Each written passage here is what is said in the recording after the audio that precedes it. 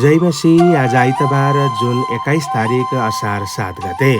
आजको शीर्षक रहेको छ बहाना बनाउन छोड्नुहोस्। यो परमेश्वरको ताजा वचन आज तपाईको लागि। प्रियहरू, मानव जातिको इन्कार गर्ने क्षमता साँच्चै अचम्मको छ। हामीलाई कुनै कुराको स्पष्ट र अस्वीकार्य प्रमाण प्रस्तुत गरिए पनि हाम्रो आफ्नै अनुभव, हाम्रो आफ्नै दृष्टिकोण र हाम्रो आफ्नै सत्यको बुझाइको आधारमा हामी दिनको उज्यालो जस्तै स्पष्ट कुरालाई पनि अस्वीकार गर्न सक्छौं। मैले भर्खरै एउटा व्यक्तिलाई भेटे जसले संसार समतल छ भन्ने कुरा दृढ विश्वास गर्छ। म भन्न चाहन्छु ऊ पूर्ण रूपमा इमानदार थियो। वाह, मलाई त्यो कुरा अचम्म लाग्यो। तर के तपाईलाई थाहा छ?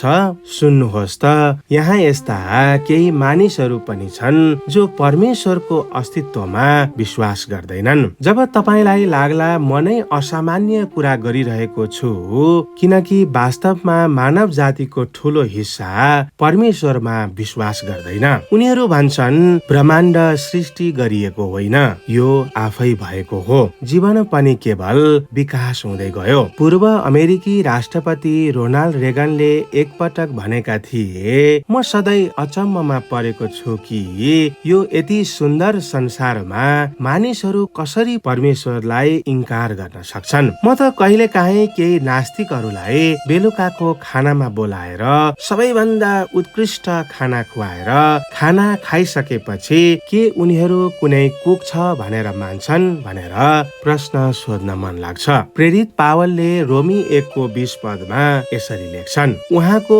अदृश्य गुण अर्थात् उहाँको अनन्त शक्ति र ईश्वरीय स्वभाव संसारको सृष्टिदेखि नै बनाइएका थोकहरूमा छर्लङ्गै देखिएको छ। यसैले यिनीहरूलाई कुनै किसिमको बहाना छैन। प्रिय मित्रहरू, चारैतिर हेर्नुहोस्। तपाईको बगैँचामा फूलमा बसेको मौरीदेखि लिएर हिमालहरूको शिखरसम्म सबै कुरा स्पष्ट छ। सृष्टिमा परमेश्वरको हात देखिन्छ। त्यसैले हामीले गर्ने दुष्ट कामहरूका लागि हाम्रो कुनै बहाना छैन।